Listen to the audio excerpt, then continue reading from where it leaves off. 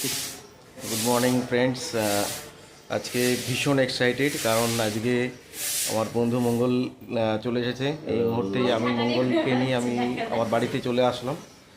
আর ভীষণ এক্সাইটেড তার কারণ হচ্ছে আজকে একজন গেস্ট আমার বাড়িতে আসবে, ভীষণ স্পেশাল। এবং সেই গেস্টের নাম আপনারা সবাই তার গান শুনেছেন, তরুণ সরকার। তরুণ সরকার কিছুক্ষণ বাদেই বাড়িতে আসবে, তো ওয়েট অ্যান্ড ওয়াচ। আচ্ছা, শুভ সন্ধ্যা সবাইকে, নমস্কার। আমি ছোটোবেলায় আজকে আমি খুব এক্সাইটেড, আমি অধীর আগ্রহে অপেক্ষা করছিলাম যে দাদা কখন আসবেন আমার বাড়িতে। এবং আমি ভীষণ সৌভাগ্যবান যে আজকে যে অতিথি আমার বাড়িতে এসছেন তিনি সকলের চেনা এবং সবাই জানেন। আমাদের সবাই কৃষ্ণনগরবাসী, পশ্চিমবাংলা থেকে সবাই চেনেন তরুণ সরকার, যার গান ছোটোবেলায় এমন কোনো বিয়ে বাড়ি নেই, এমন কোনো অনুষ্ঠান বাড়ি নেই যার গান বাজতো না। এখনো বাজে কিন্তু প্রত্যেকটা পুজো প্যান্ডেলে অবশ্যই। আমি ছোটবেলা থেকে যার গান শুনে এসেছি।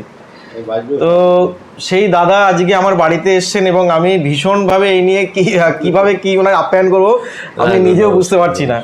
তো দাদা, আমার তরফ থেকে কোনো রকম কথাই বলুন বা কোনো রকমের আপ্যায়নে ভুল ত্রুটি হলে অবশ্যই ক্ষমা প্রার্থনীয়, ঠিক আছে? তো এটাই বলার। এবার আমি কোথা থেকে শুরু করব? মঙ্গল, কিছু বল। অবশ্যই। হ্যাঁ, ব্যাপারটা হচ্ছে আমি কি করবো, বলার তো একটাই যে আপনার বলতে হবে, বলার একটাই যে আপনি আমার অনুরোধে বলতে পারেন, অনুরোধে যে আপনি এসছেন, এটাই আমার কাছে সবচেয়ে বড় প্রাপ্তি বা পাওনা। হ্যাঁ, আমি এটা সত্যি হচ্ছে, এটা খুবই আনন্দ পেয়েছি।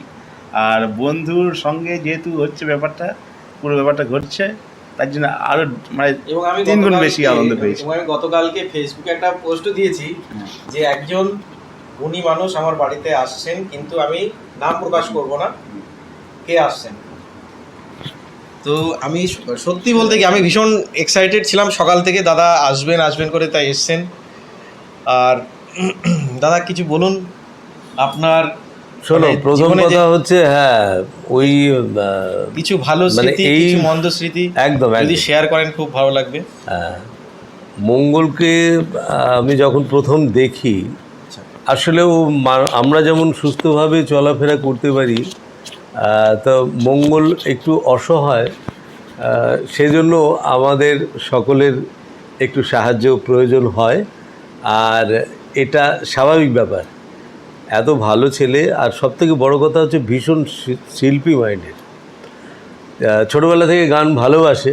আমরা যখন ওকে চিনতাম না, জানতাম, নাম শুনতাম,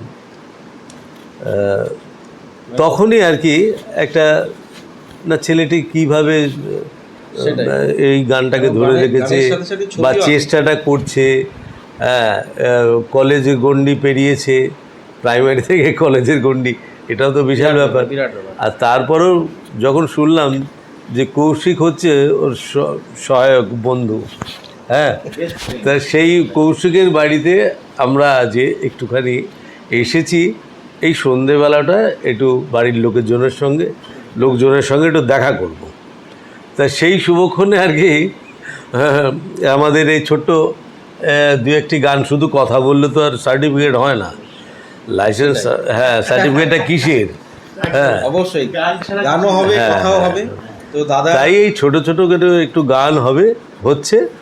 তা কৌশিকের পরিবারের মাঝেই আমি যখন এসেছি, তখন এই ছোট স্মৃতি তো আমরা একটু অবশ্যই বিচরণ করতেই পারি।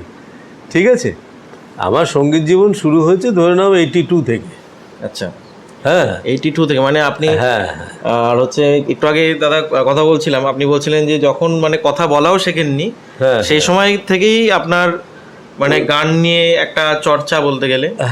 বাড়িতে কি হচ্ছে ছোটবেলাতেই আর কি আত্মীয় স্বজন বা বাড়ির আমার দাদা দিদি আর যারা রয়েছেন, বাবা নন, বাবা কর্মস্থলে ব্যস্ত ছিলেন, তো তারা কিছু হলেই আর কি শুনতে চেতেন। তা আমার ওই রেডিও শুনে, অমুক শুনে, যা হোক, ওই তখন ওই ওনার গান মানে গুরুজির গানগুলোই আচ্ছা। আমার যেন কেউ বললে তো ওই 2-4 লাইন গেয়ে দেবো, এর ব্যাপার। তো যেমন আমার প্রথম থেকেই ভালো লাগতো ওই গানগুলো, আমার দ্বীপ নেমানো রাত, তারপরে এই যে নদী, তারপরে